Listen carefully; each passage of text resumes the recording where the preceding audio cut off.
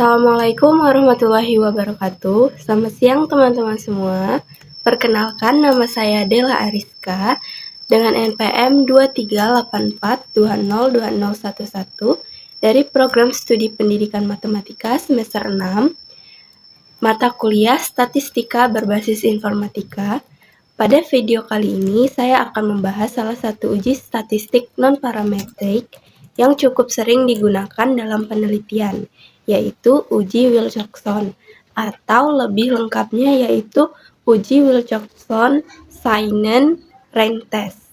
Nah, di video ini saya tidak akan menggunakan fitur data analisis toolpath di Excel, melainkan menghitungnya secara manual menggunakan rumus-rumus statistik langsung di Excel. Supaya kita benar-benar paham prosesnya, proses perhitungan di baliknya bukan hanya sekedar mengklik saja. Untuk itu langsung saja kita mulai videonya. Oke, sekarang kita masuk ke contoh kasus. Jadi supaya lebih mudah dipahami, saya buat studi kasus yang sederhana, yaitu apakah terdapat perbedaan hasil belajar siswa sebelum dan sesudah diterapkan metode pembelajaran baru. Nah, di sini saya punya data dari 20 siswa. Nah, variabel yang saya gunakan ada dua, yaitu nilai sebelum atau pretest, yaitu nilai siswa sebelum diterapkannya metode pembelajaran baru, dan nilai sesudah atau post-test, yaitu nilai siswa yang setelah diterapkannya metode pembelajaran baru. Nah, kedua data ini termasuk data berpasangan karena diambil dari siswa yang sama, tapi hanya berbeda waktu pengukurannya, jadi sebelum dan sesudah perlakuan.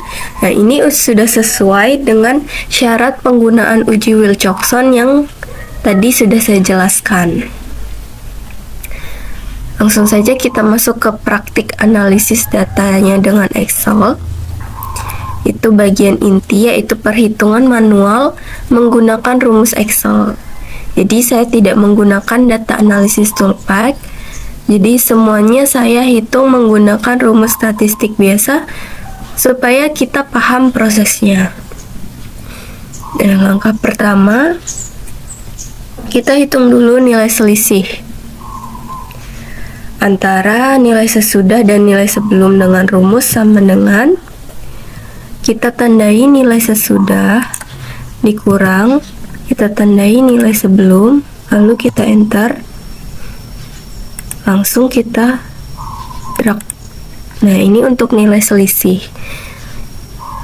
Kalau hasilnya positif berarti nilainya naik, kalau negatif berarti turun. Nah, lalu tadi langsung kita salin ke bawah, kita drag, dan ini hasilnya untuk nilai selisih. Langkah kedua, kita hitung nilai absolut dari selisih tadi, karena untuk proses ranking tanda plus minusnya kita abaikan terlebih dahulu.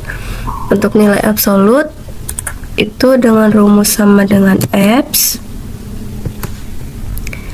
kita tandai nilai selisihnya, langsung kita enter, langsung kita drag lagi. Nah, ini untuk nilai absolutnya. Langkah ketiga, dan ini bagian yang cukup penting, yaitu menentukan ranking dari nilai absolut tadi, diurutkan dari yang terkecil ke yang terbesar. Nah, rumus yang kita gunakan yaitu sama dengan, kita pakai rank average, lalu kita tandai absolut yang pertama, kita pakai koma, lalu kita tandai absolut dari awal hingga akhir. Di sini koma 1,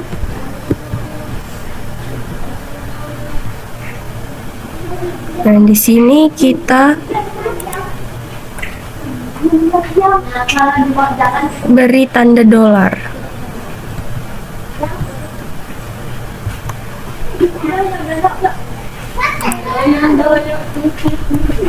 Lalu kita enter, ini hasilnya, lalu kita drag langsung ke bawah. Nah, kenapa saya pakai rank average bukan rank biasa? Jadi karena kalau ada nilai absolut yang sama atau kembar, rank average akan otomatis memberikan rata-rata ranking untuk nilai-nilai kembar tersebut. Nah, ini sesuai dengan aturan dalam uji Wilcoxon, di mana data yang sama nilainya harus diberi rank rata-rata, bukan rank yang berurutan biasa. Jadi perhatikan referensi ranknya. Saya kunci menggunakan tanda dolar itu supaya rumus ini disalin ke bawah, range-nya tidak ikut bergeser. Ini untuk langkah keempat, kita beri tanda pada setiap data. Apakah termasuk kategori naik atau plus atau turun atau minus. Nah, berdasarkan nilai selisih di kolom D. Dengan rumus sama dengan kita pakai if, lalu kita tandai D5-nya. Jika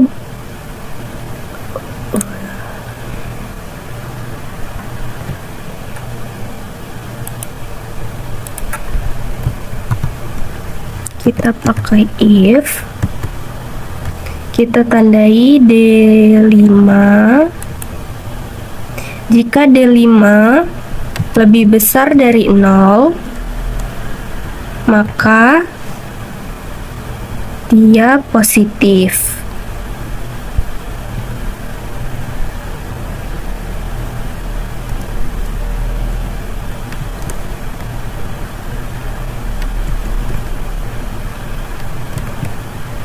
Dan jika kurang dari 0, maka dia negatif. Lalu kita enter, langsung kita drag ke bawah. Nah, ini untuk hasil tandanya. Jadi kalau selisihnya positif itu diberi tanda plus, kalau negatif diberi tanda minus. Nah, kalau kebetulan ada yang sama atau 0, diberi tanda 0, meskipun di data kita ini tidak ada yang selisihnya 0. Nah, setelah keempat rumus ini kita terapkan semua baris data, tabelnya sudah lengkap dengan selisih, absolut, rank, dan tanda. Nah, langkah selanjutnya kita jumlahkan rank yang bertanda positif dan semua rank yang bertanda negatif menggunakan sum if. Ini untuk rank yang positif kita pakai sama dengan sum if. Nih. Lalu kita tandai yang tanda ini semuanya.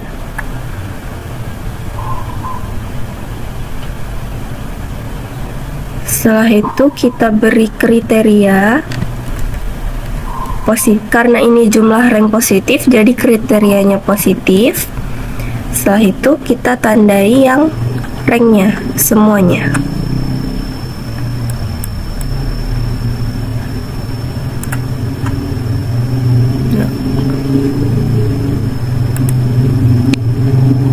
Sebentar.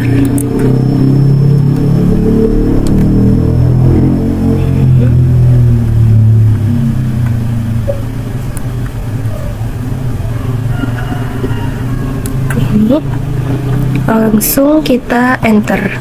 Nah, ini untuk jumlah rank positifnya yaitu 204. Nah, untuk jumlah rank negatif kita pakai rumusnya sama, hanya kriterianya nanti kita ganti jadi minus.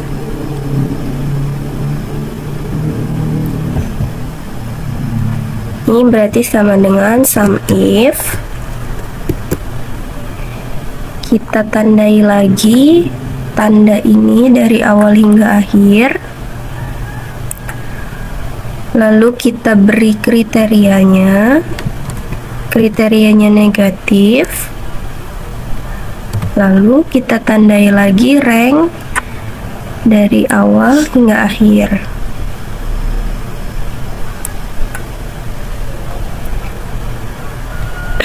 Lalu kita enter. Nah, untuk jumlah rank yang negatif yaitu kita dapati 6. Ya, bisa teman-teman lihat dari perhitungan kita dapatkan jumlah rank positifnya sebesar 204 dan jumlah rank negatifnya sebesar 6.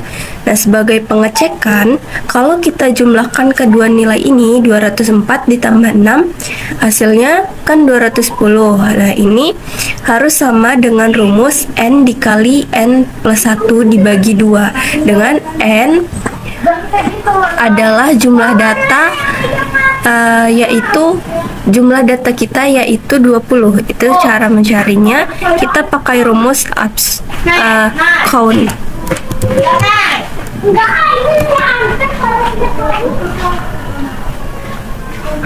Lalu kita tandai semua datanya, lalu kita enter. Nah, ini jumlah N-nya kita dapati 20. Jadi 20 dikali 21 dibagi 2 sama dengan 210. Ini cocok. Jadi ini menandakan perhitungan rank kita sudah benar. Nah, langkah berikutnya kita tentukan nilai W hitung, yaitu nilai terkecil di antara jumlah rank positif dan jumlah rank negatif. Rumusnya sama dengan kita pakai min karena kita mencari nilai terkecilnya, lalu kita tandai saja rumus jumlah rank positif dan negatif ini, lalu kita enter. Nah, sini kita dapati nilai W hitungnya karena jumlah rank negatif kita jauh lebih kecil yaitu 6 dibandingkan rank positif yaitu 204, maka W hitung sama dengan 6. Selanjutnya untuk W tabel, ini berbeda dengan langkah-langkah sebelumnya karena W tabel tidak dihitung dengan rumus Excel, melainkan kita lihat dari tabel. Nah, tabel kritis Wilcoxon, tabelnya itu ini. Bagaimana cara membacanya? Yang pertama kita lihat baris yang sesuai dengan jumlah N kita tadi. Nah, jumlah N atau banyaknya data kita tadi kan sama dengan 20, berarti ini. Lalu kita lihat kolom yang sesuai dengan taraf signifikansi alfa yang kita pakai. Nah, dalam hal ini alfa kita yaitu 0,05 untuk uji dua sisi. Jadi 20 kita lihat ke 0, berarti ini.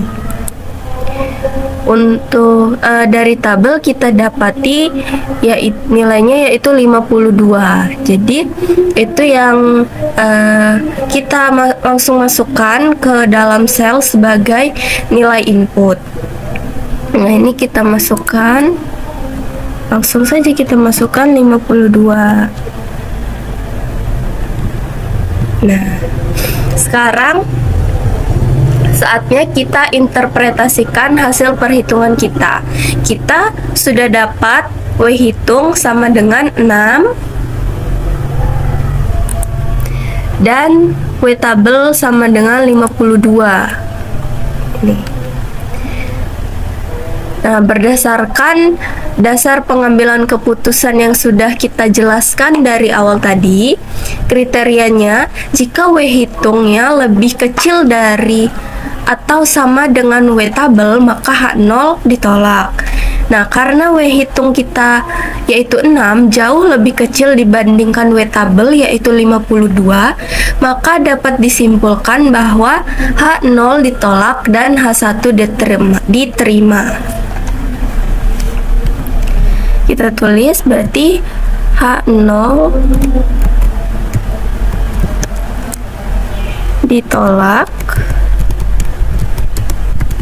dan H1 diterima. Ini untuk kesimpulannya.